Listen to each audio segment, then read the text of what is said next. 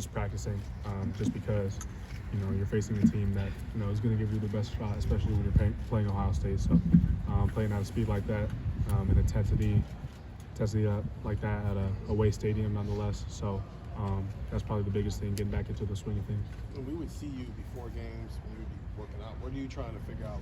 Are you trying to figure out whether or not you can go in the game when you're going through those warm-ups? What are you kind of checking out to see if you It's kind of a joint thing.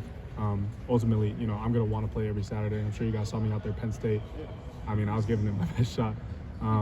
But ultimately, Coach Hart felt like Carnell and Xavier Johnson are nothing short of amazing players who are more than capable of stepping in and having a huge impact. And they've done a great job over this last month, and they're gonna continue to do a great job. They're a special part of this offense, and we're going to get them involved in any ways that we can. So, Emeka, what do you say when they tell you that it's not happening?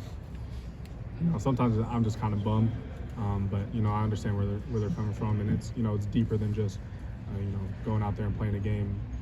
If you feel good enough, you might not look the part. You don't want to put anything bad on film or anything like that, and you don't want to certainly make any injury worse than it already is. I know how badly you want to play against Penn State because of how big that game was. Were you able to, I don't know, rationalize it and think, well, there's going to be a bigger game at the end of November or whatever's coming down the road. It'd be better for me to sit this one. Did you get to that point? At that point in time, my only goal was to play for Penn State. So I'm actually, I'm proud of the way I handled this injury, and I'm thankful for the people who were in my corner during it. But you could ask anyone in the facility. I would be here at 7 a.m. and I would leave at 9 p.m. And I wasn't doing anything physical. I was all just doing rehab on my ankle because I was so determined to play for Penn State. I knew I wouldn't make it back for Purdue, but I knew Penn State had a shot, and a shot was really all I could ask for. And I was pretty glad of the way it turned out. 7 to 9 p.m. is a lot of time to be here for rehab. What are the things you're doing?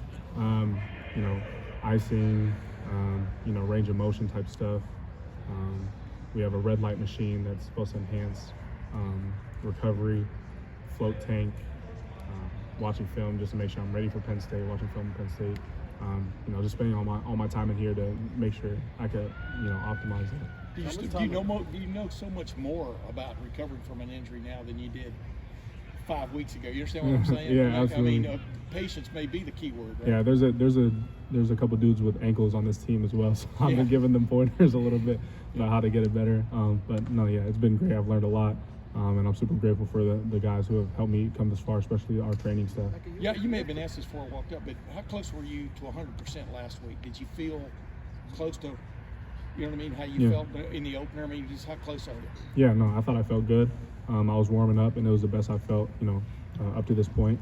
And there's really no doubts in my mind if something else doesn't happen, that I'm going to feel great this coming Saturday too. So each week has been better than the last. So how much were you practicing?